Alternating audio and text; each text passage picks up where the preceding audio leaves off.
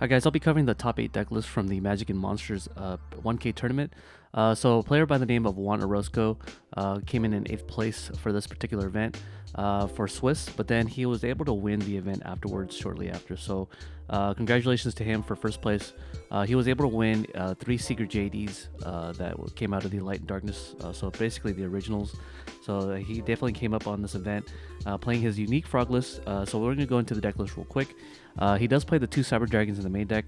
I personally don't like Cyber Dragon in the main deck because it plays harder into Royal Oppression. However, he can mitigate the Royal Oppression lines with the inclusion of Raikou in the main deck, as well as Ryza. So he is playing more treat fodders as well as the 3 enemy controllers. So it makes sense that he is on the Cyber Dragon in the event that he is playing against Royal Oppression. You can also tribute summon for Cyber Dragon too. So it's not the end of the world if you do draw into this guy and your opponent does have a Royal Oppression. So frogs generally don't really care about oppression, especially this particular build, which also plays 3 junk synchron. So I don't know what to call this particular deck, so I'm going to call this the junk frogs because it does play 3 junk synchrons. Being able to access junk synchron and being able to revive the swap frog and then bouncing back to junk synchron is a really cool play. However, although it is +1, you're not really doing much with the swap frog on the board. I imagine he just simply uses the swap frog so he can bounce back cards. So normal summoning a junk synchron is another play that you can do, and then going to the junk warrior for the OTK lines. I believe that is the play that you can do as well. So not bad. So that allows you to facilitate some of the OTK strategies. He also has the 2 Light and Darkness Dragon as well. I imagine he uses this to revive his Synchro monsters. So this deck can easily go into level 6 monsters. So you can go into Goyo Guardian once more after the Light and Darkness gets destroyed. So you have another 2800 beat stick. I think that's what he planned on using the Light and Darkness for. Light and Darkness allows you to basically eat up a lot of the resources that your opponent tries to activate. So cards like Miracle Fusion, for example, you can negate those using Light and Darkness Dragon. And since it is a normal spell, it has to be Chainlink 1 so that Light and Darkness has to negate it. And then the Chainlink 2 stuff is usually stuff that you don't have to care about too much. So Chainlink 2 stuff is like Regeki Break and stuff. However, if you are able to destroy or set Light and Darkness Dragon on the chain, just a ruling for you guys that the card that you activate first will be able to resolve. So just know that that's how the ruling works. So so again we do have the 2 Raikous so that we can one-shot the Absolute Zero. So the idea behind the hero meta is, especially the hero mirror match, quote-unquote mirror match, because it does play frogs in the main deck, is to be able to trade only 1 card to deal with Absolute Zero. So the reasoning, I believe, for playing the Raikou is to have a 1 card out to Absolute Zero, so you don't have to waste too much resources. And then we have the creature swap in the main deck. A lot of different plays you can do with this particular card, as well as enemy controller, especially if you pair it off with the junk synchron. You're able to revive a frog and then utilize the creature swap to give them your frog that you revive off the junk synchron and then beat over the monster. So a play you can do is normal summon the junk synchron and then bring out the Dupe Frog that was in defense mode, and then activate creature swap and give them the Dupe Frog, and then they have to give you their strongest monster. And then you're able to use their strongest monster and attack over the Dupe Frog, and then trigger a search ability. So a lot of little tricks that this deck can do in the long run. So really nice little inclusion of the creature swap. Then he is also on the Soul Exchange, which is pretty common nowadays, but also traps as well, such as Compulsory and Karma Cut. Chainable trap cards that you can use to disrupt your opponent is also nice. I believe he uses the Karma Cut because there was a lot of frogs in the room. So being able to resolve a Karma Cut on a Treeborn Frog, especially if they have 2 in rotation, you're able to banish all copies of Treeborn Frog from both the graveyard and the field. So really nice and little inclusion of the Karma Cut here. I don't know exactly what else Karma Cut can be used for, but it does banish cards so that all copies of it are permanently gone. And then the Mirror Force and the Torrential. So a lot of inspiration from 10FD, being able to use interruptions on your opponent's turn so that you can pretty much get another turn. Frog Monarchs does kind of lack interruption. Before they were using Battle Fader to disrupt your opponent, but this build is heavy on the disruption, so it plays Light and Darkness Dragon as a form of disruption, as well as the trap cards and enemy controller to pretty much play defense on your opponent. So your opponent just doesn't amount their board to make it so it's very strong against you. In the side deck, he side decks the Jinzo. I imagine is for decks like Chainburn, but also against heroes as well, and Blackwings. So a lot of different decks use trap cards, and I imagine in games 2 and 3, people are going to side deck cards for the Frog Monarchs, such as Pulling the Rug, as well as Massacre Restrict, which was really popular in today's tournament.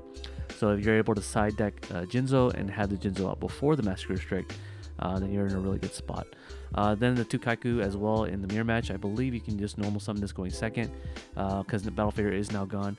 So it's very likely that the Frog player will just end on a normal summon Swap Frog, dump Treeborn, and then bounce back Swap Frog and add it back to your hand.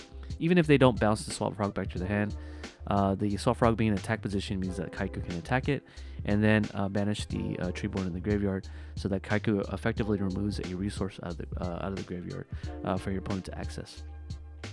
We also have the Snowman Eaters in the side deck as well, to be able to wall off against heroes, I believe, Hero Beat, and any card that people side deck for frogs that generally pretty much hate on them, such as Fossil Dyna. So having the access to a wall, as well as a card that can destroy a face-up monster, can counter side against the commonly side deck cards, including Vanity's Fiend. So this card can out Vanity's Fiend as well as Raikou. We also had the Hamster in the side deck. Not sure why he sides this Hamster. Maybe he wants to wall off against small monsters, such as 1400 Recruiter monsters, and then being able to bring out a Raikou, flip the Raikou, and then destroy the Recruiter, and then sack for Lad, I believe is the play that he was trying to go for by siding the Hamster. So if he just senses that the monsters that are coming into games 2 and 3 are going to be small, the Hamster can wall off the attacks and then provide 2 tribute fodders for the Light and Darkness Dragon, or even any of the tribute summon monsters.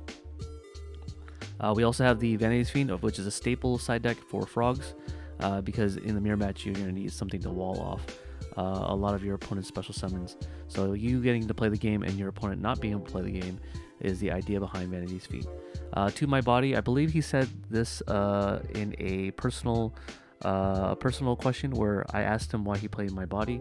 He did say that the reason why he played My Body as a shield is to play it against Lightsworns when they do decide to drop the JD, or even a Celestia that targets 2 monsters, especially the Duplock.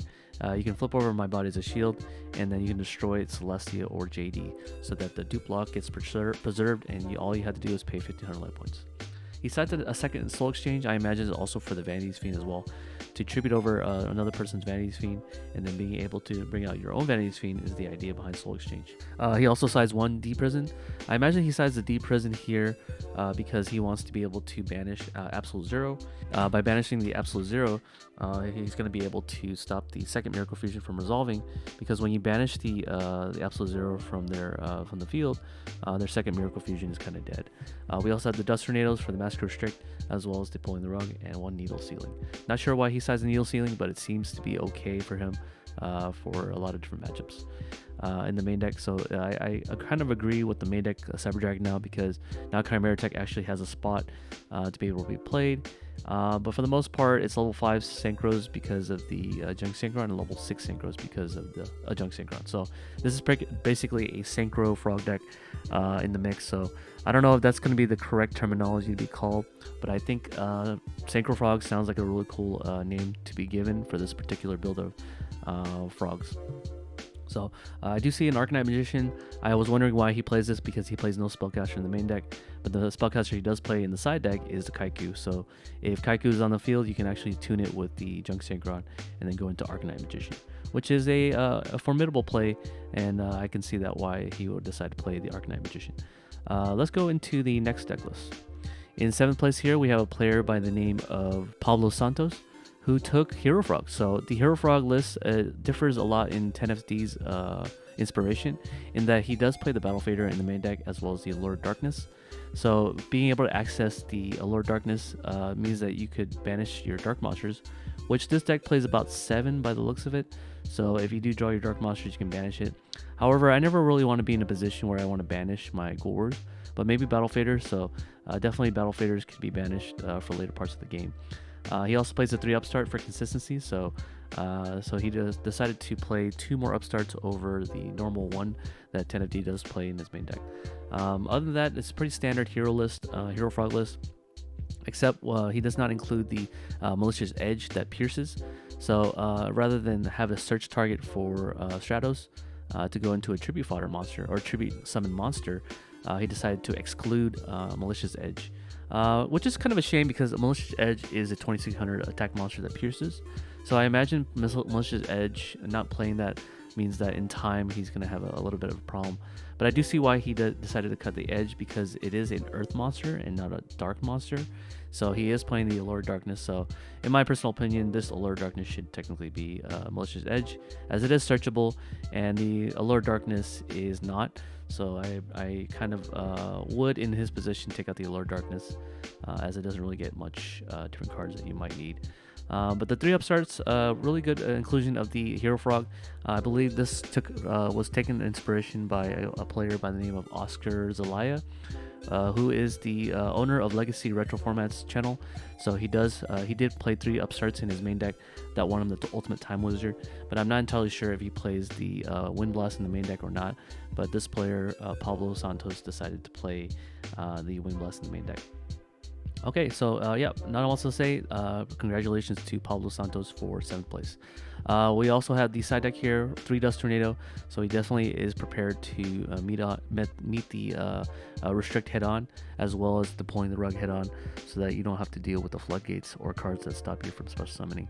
3 Vanity's Fiend, in case he really plays against Frog, he'll have the upper hand. However, I don't know why he main decks the Wild Heart. Wild Heart, being the base stat of only 1500 light points or 1500 attack, isn't too impressive. So I imagine he probably decides this for decks that play a lot of floodgates that prevent attacks from happening. But it is a hero monster that you can search off of Shadows. He really wants to go into guys really urgently, so I imagine that's why he side decks it. But other than that, I don't know the real reason why he does side deck the Wild Heart. He does have the 2 DD Crows in the side deck. DD Crow has fallen out of favor for the most part, even in the mirror match, because there is 2 Treeborn Frogs, and a good Frog player will only put 1 Treeborn on the graveyard at a time, unless they're playing against decks that like to banish one and then being able to recur it, such as Glider Beast, for example. So if Glider Beast only plays 1 Rediari, then dumping the 2 Treeborns in the first part of the games is actually acceptable. But once, if they side a second Rediari, then I would not recommend dumping the second Treeborn Frog, because they're going to banish it from the graveyard, going to double Rediari. Yeah, so, and then we have the Mind Crush, the T-Roar, and the Torrential. So according to 10FD, the Torrential Tribute is one of the best cards in Frogs, especially Hero Frogs. So I can have to take his word for it. So this being in the side deck, I'm not entirely sure what Pablo wants to side this for, going first or second against any matchup. Yeah, the extra deck's pretty standardized, so not much else to say about the Hero Frog, so I'm going to move on from here. In 6th place, we have a player by the name of Daniel Liu, who many of you guys know him as 10FD. So he is the innovator of Hero Frog with traps in the main deck. If you guys want to see the deck profile of what he wanted, why he included to play certain cards, definitely check out the deck profile that I have of him. Click out of this video and check it out for yourself. But for that, I'm just going to skip over this part of the video, and then congratulations to 2nd place. He was able to get 2nd place with this deck, so congratulations to him. He was almost about to win the Magic and Monsters 1K for the 2nd time. However, the 1K was taken away from him by Juan Orozco, who was also playing a Frog list. In 5th place, we have a player by the name of Steven Nguyen, who decided to take the GB. So he was the only GB guy in the room, and he counterpicked the meta, and the meta in the room was Frogs all over the place. So he decided to play the main deck Rediari in the main deck. So I personally don't like double Rediari, because even though it is the second best GB in the deck, the first being a Kest, although it is the second best, I don't agree that you should play 2, because you're going to be in a situation where you're going to have him in your hand and you don't want to normal summon him ever, because he just sits in your hand until you're able to put him back in your deck somehow. So he also plays the Secutor, so the Secutor allows him to go into instant Heraclinos with the Test Tiger. So this is a Test Tiger build of GBs and 1 Prisma in the main deck, but with no real way of searching it, so you're going to have to hard draw the Prisma. Also, it plays Rescue Cat, so all the really good combo portion of GBs is in this deck, so you can kind of tell right off the bat that this is a combo GB deck list. 3 Dust Tornado in the main deck is kind of interesting, but I can imagine that it is very good to ward off your opponent's back row, so that you can normal summon any GB with a Test Tiger, and then secure an attack with the Secator so they can go into instant Geysaris or instant Heraclinos, depending on the matchup that you want to use those fusion monsters. We also have the Dust Sheet in the main deck as well to be able to hit your opponent's hand, and having knowledge of your opponent's hand playing GBs is actually pretty crucial, which means you can normal summon or special summon Bestiary safely without having to worry about bottomless in the event that you don't see a bottomless trap hole in their opening hand. So that's really nice for the Dust Shoot. So, which is why I agree that this should be main deck. 3 Book of Moons, so you can play around a lot of different cards, such as Bottomless Trap Hole. So you can protect the Bestiary if it does come out, and your opponent activates Bottomless Trap Hole in response. You can use the Book of Moon to protect your Bestiary and prevent it from being banished, which is kind of the key component of being able to play your deck so that you can go into Geysaris. Without Bestiary, you cannot go into Geysaris, and I can see why Steven here decided to play 3 Book of Moon. He also plays the main deck 1 Shrink. Although this deck is a combo deck, I believe in some simplified game states, Shrink can be very useful, especially for running over Stardust, which is kind of your bane of the deck.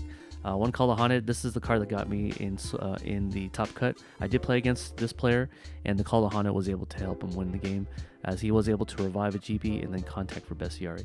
Call the Haunted also has other applications as well, because you can actually revive Geysaris, assuming that it was properly summoned. You can bring out Geysaris and then pop 2 cards on the field, even on your opponent's turn. The 2 Compulsory in the main deck, I believe this is for Absolute Zero decks. As long as they're able to trade 1 for 1 for Absolute Zero, that's kind of the idea behind it. I believe that's why he also main decks a D-Prison. What I do notice right off the bat is that he only plays 1 War Chariot, and I believe it's because he plays Sam Knight, so he can just search for the Chariot as opposed to draw it. But I think the magic really happens when you're able to play multiple Chariots, because it means that if your opponent knows that you have it because you searched it off with Sam Knight, it's a lot easier to play into the Warrior Chariot knowing that it's there, as opposed to you hard drawing it and then giving him the surprise attack basically when you have the Chariot. But Chariot is at 1 in this particular bit because you can also recycle it, so I can see why he would want to play that over the Dust Tornado. So the Dust Tornado had priority over the War Chariot. The Starlight Road, I believe this is for Blackwings because they do have Icarus attack, but against multiple matchups that play Heavy Storm as well, being able to negate the Heavy Storm and then keeping your back row is kind of the idea behind this deck.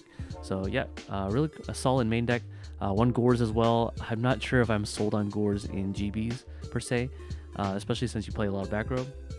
He doesn't play the main deck Heavy Storm, so not main decking the Heavy Storm means that he's not going to be able to blow out a lot of back rows, but he does have the 3 Dust Tornadoes.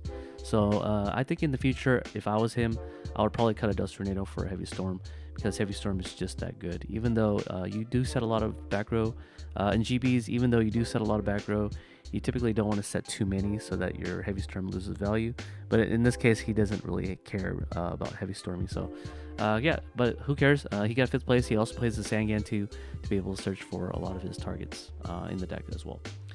In the side deck, he side decks Alplomus. I imagine this is for Hero Beat, but also against Blackwings as well. 2 Hedge Guards, it is searchable by Sangan, so you can use it as a form of defense in the event that all your back rows get destroyed by Heavy Storm. So you can utilize the Hedge Guard as sort of like a hand trap to tag out your GBs. We also have 2 Ancient Forests. Really good card that if you can resolve this card against decks that like to use flip effect monsters such as Vayu Turbo, you can activate this card and then it flips the face down monster face up, and if it does have a flip effect, it does not get to activate. So this allows you to this is basically, it's sort of like a normal and a cross out, but it's a little better because it's continuous. So at the end of every battle phase, if you guys don't know, if you declare an attack with a monster, it gets destroyed at the end of the battle phase. However, with GBs, you can circumvent that destruction by tagging them out before they get destroyed. So but this works against your opponent, so when they do declare an attack with their monster, they get destroyed at the end of the battle phase. So it's sort of a way to get removal on your opponent's monster, but also being able to prevent a flip effect from resolving is also key, because this deck kind of struggles against flip effects. But that doesn't actually stop Snowman Eater, because Snowman Eater is not a flip effect monster. It is just a flip effect. So yeah, I'm pretty sure Ancient Forest doesn't negate Snowman Eater in that respect. 1 My Body's a Shield. Although I don't know exactly why he sides My Body's a Shield. This card is probably just used in specific matchups, as it is only a 1 of. Specific matchups being the mirror match, if there was any mirror match, or also Blackwings if they use Icarus attack on your monsters. Smashing Grounds are really good in the mirror match as well. but I think it's also used to clear any sort of floodgate monsters such as Vanity's Fiend, so you can play the game. But Vanity's Fiend is not too much of a threat for this particular build of GBs because he does play the 3 deep prisons as well as the Book of Moon to be able to stop the Vanity's Fiend. So not entirely sure what the Smashing Ground's for. I'm sure there's a lot of utility for it, but I cannot see it right off the bat. And then he sides a 2 Chariot in the event that he wants to play this against specific decks. Not entirely sure what he sides it for, but I guess there are decks that use effect monsters really frequently, so I imagine that's why he sides it as opposed to main deck it. It is really bad to main deck the Chariot against Hero Beat, so I imagine that's why he side decks it rather than main deck. Extra Starlight Road for Blackwings, Torrential Trap Holes for Blackwings as well. If they try to do a Whirlwind play, you have the Trap Hole to stop the monster from resolving the Whirlwind. So if they have 2 Whirlwinds and they normal summon a Blackwing and you Trap Hole them, then you get a +2 because the Whirlwind just sits there until they're able to normal summon again. And then we have the Trap Stun as well, and that allows you to push since you are playing the combo version of GBs here. Extra deck's not much to say because there is no tuners in the main deck. The only way to bring out the Synchro monsters is if you steal a tuner, but he doesn't play brain control at all, so these are just space fillers for the most part. But yeah, we're going to go into the 4th place deck list. In 4th place, I got it here with the Lotus Frog. So if you guys are interested in seeing the deck profile, I do have a video of this. I'm not going to go too much into depth at all with this particular deck. This is only for those of you guys who want to net deck me and don't feel like watching the entire video on the other side. But if you guys want to watch the deck profile, you're able to click out this video and then just click on that. In 3rd place, we have a player by the name of Ruben Santana who decided to play a Diva Hero Frogless, or a Diva Hero deck. So this is a very OTK combo oriented deck. So you're able to use the Colossal Fighter Armory Arm combo to establish a lot of your wins. It looks like a combo deck because he is on the 2 Gold Sarcophagus, being able to banish the Future Fusion or any card that he might need in the future. Malicious Dumper Greffer. So if you can search for a Rhoda or a Rhoda here to get the Malicious, to dump the Malicious, you can pretty much establish your OTK as fast as possible. This deck can modulate their graveyard pretty well with the Malicious, so the Dark Arm becomes live pretty well. So yeah, I can see the Gold Star being used, so it's kind of like a tutor for anything. 3 Wind Blasts, also a very much a staple over the Regeki Break in this deck. It is useful because you can discard a Dark Monster such as Plague Spreader or Malicious, so that you can go into your level 8 Synchros. That's kind of the idea behind it. And then return as well to pair off with the Banished Malicious so that you can play the game. You can also banish cards off of using the Miracle Fusion and then return it back for the later turns. 1 Dust Shoot, which is pretty standard as well. So yeah, congrats to Ruben Santana for his main deck. He also plays 3 of the Sirocco, the Dawn, to play against the Blackwing matchup, so that he can summon this guy and then pump up his stats all equal to all of the Blackwings until the end of the turn, and then do a lot of damage, which this deck really likes to do. 2 DD Crow. DD Crow has fallen out of favor, but I can see why he plays it in this particular build because you can actually fill up your graveyard so that you can bring out your Dark Arm. Falso Dyna, Lightning Vortex for the Frog matchup in case they have the dupe lock, but also against any Floodgate monsters that try to stop their OTK in the event that you want to proactively use this card. You can also discard a Malicious as well, so I can see why he plays the discard fodder card. 1 Omen Extermination, probably for Raikos and Hamsters. 1 Super Poly for the mirror matches or any deck that plays Miracle Fusion in their deck. 2 of the Compulsory Evacuation Device for the mirror match, I suppose. 2 Dust Tornado because it's a staple side deck, and then 2 Master Restrict for the Monarch list. So although he does play the 3 Kai's, he decided to side deck the Restrict because the Monarch plays or the Kai's plays aren't the only thing that this deck can do. So in the event that he draws the Restrict, he's going to go into the Synchro line, which is really nice. But that's pretty much all for the side deck. The extra deck is pretty much standardized. Although the Mistworm, I don't know how he can make it. Probably going to summon the have Greffer out there with the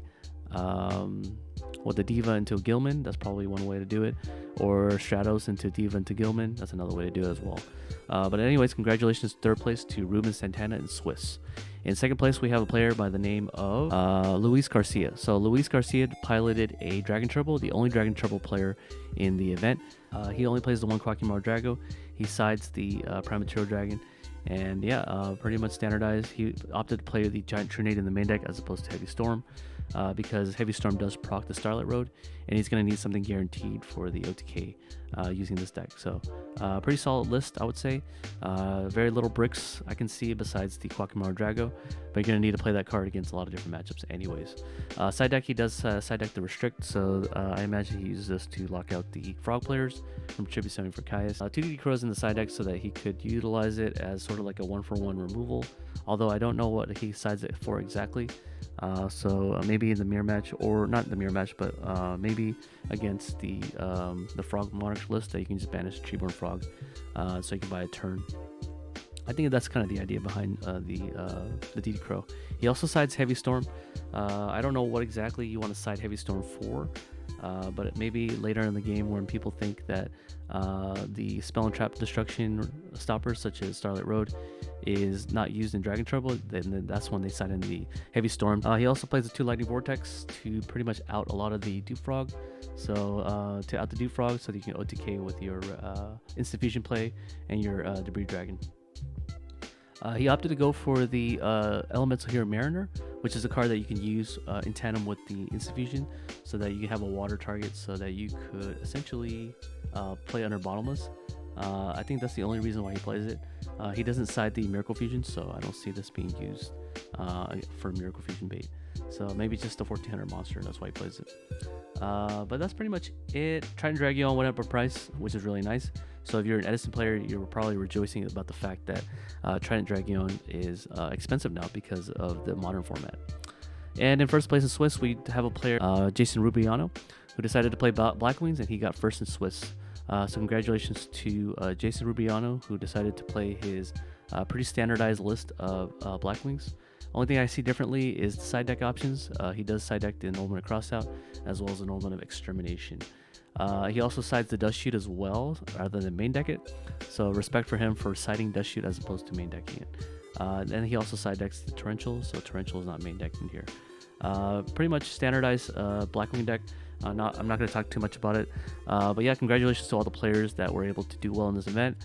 This tournament had about 36 players, and the winner was able to win a 3 Secret Rare First Ed JD. In second place got 3 Light and Darkness Dragon from the manga promotional. And in third place we got a Grand Mole, Ulti Grand Mole, and in fourth place we have an Ulti First Battle Fader. The rest were Raikos. That's the prizes thing that I got. I got 3 Raikos Gold Series from Gold Series 4, and 5 additional OTS packs. So anyways, hope you guys enjoyed the video, and that was the deck list for you guys, and I'll see you guys on the next one. Peace.